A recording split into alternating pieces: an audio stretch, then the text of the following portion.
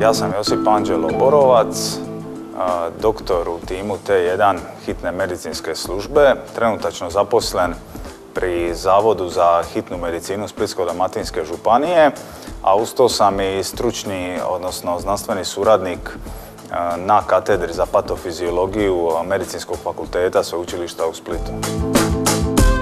Moji znanstveni interesi su uglavnom vezani za važne kliničke entitete u kardiovaskularnoj medicini, kao što su akutni koronarni sindrom, ishemijska bolest srca i zatajivanje srca. Slijedom toga većina mojih znanstvenih aktivnosti usmjerena je upravo u tom području. Isto tako član sam i Europskog kardiološkog udruženja te sudjelujem kao istraživač u Europskom registru za zatajivanje srca, odnosno HF3 registru.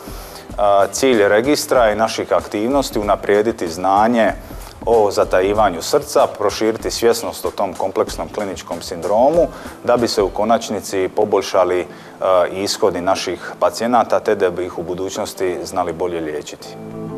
Nesumnjivo je da je pandemija COVID-19 negativno utjecala na rad hitne medicinske službe unutar koje i sam djelujem.